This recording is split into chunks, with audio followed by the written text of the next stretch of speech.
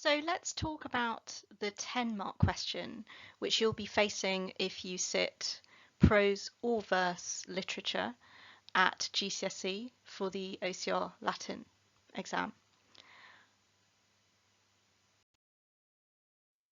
Something to say at the very outset is that these questions are a real gimme. They are extremely easy once you understand the technique, and they're worth a lot of marks. So let's consider the fact that they tend to be placed at the end of the paper. Now, two things to bear in mind. Number one, you might be tired at the end of the paper, especially if you've had several exams on that day. Number two, you might have run out of time. So I actually suggest to my students that they consider doing this question first, and that's because it's worth so many marks and is such an easy one to get those marks on that if you do run out of time, you really are hurling easy marks out of the window. So that is something to consider. So here's an example of the kind of question that you might be asked. So this one would apply specifically to the forthcoming 2019 exam, students who are studying the Druids and Boudica.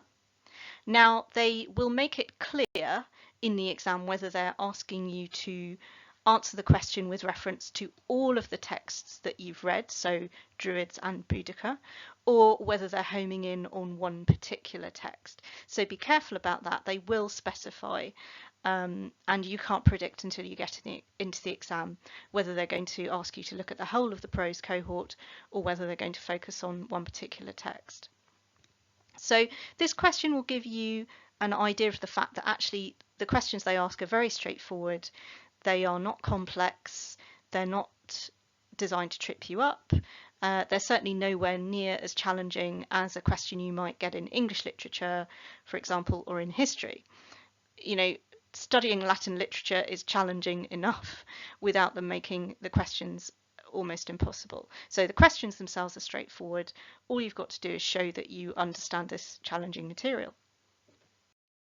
So right at the outset, I wanted to show you the kinds of things that you would be saying in this question. So I've just created this as a section of an imaginary answer. So I've said the Celts are portrayed as chaotic as the women are running about among them with their hair dishevelled and the troops end up enveloped in their own fire. They are also shown as terrifying as the Druids are pouring forth dreadful prayers as if cursing the Romans. So I'm going to talk specifically about technique now, and then we'll come back to this example and I'll show you why this is how you need to be writing. So there is no official fixed number of points that you have to make, but the question is out of 10. Now, this is directly from the examiners. What they want is simplistic points made quickly. Really, it's the volume of points that you make in your answer that's important. They're not looking for anything particularly sophisticated. So what you want to do is pile up as many quotations and specific references to the text as you can in that very short time that you've got.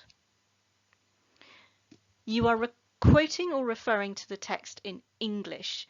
You don't need to quote the Latin, and indeed I would go so far as to say do not, because all you're doing is slowing yourself down and wasting time. It's not something that you're going to get credited for. So in the 10-mark question, you don't quote the Latin, you only quote in English. It's quite important to make sure that you are quoting from a wide range of bits of the text. They're quite keen in this question to test you on your overall grasp of the whole text.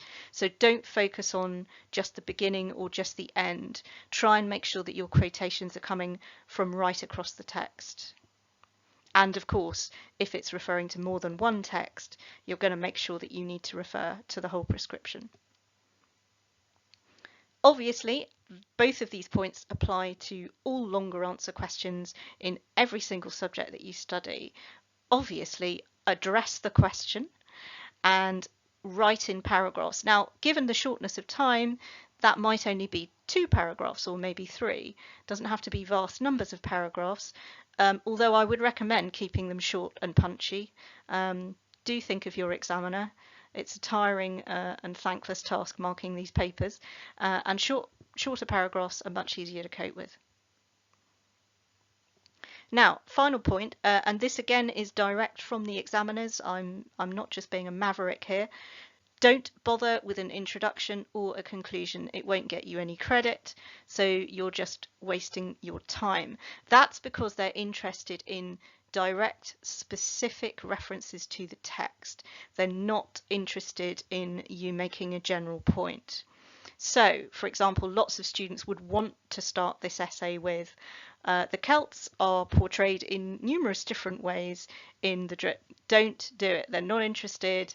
They will just be skimming through that and moving on to the actual meat of your answer. So if we return to the example I gave you and this snippet of my imaginary answer, you can see what I have done. So I have peppered my answer with specific quotations from the text. They are short, and the examiner will be able to pinpoint exactly where they come in the text. So he will know that I'm referring directly to that bit of the text, and he will be putting a tick on that quotation. So I have managed to get 4 direct quotations into just a couple of sentences. I've written in short paragraphs, which my examiner will thank me for, and I've answered the question. The Celts are portrayed as. They are also shown as. Nothing sophisticated, nothing complex, straightforward, punchy answer to the question. So the main thing that your examiner is going to be looking for and ticking electronically these days, because that's the way the world works, but he will be ticking, is your actual clear short references to the text. Now here is my killer top tip.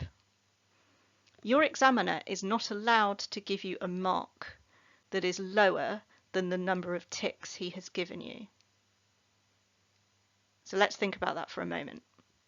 If you make 10 or more clear, concrete, appropriate references to the text, embedded in something that's sensibly worded, as I've exemplified here, your examiner will have to give you 10.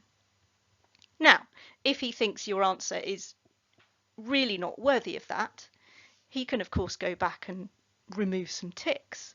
But think about the time pressure he's under. To be honest, he's probably not going to bother. So the best way to force your examiner to give you a mark 10 marks out of 10 is to quote frequently, clearly from the text, and you should do absolutely brilliantly. So it really is that easy. So I hope that was helpful, and we will leave this little video there.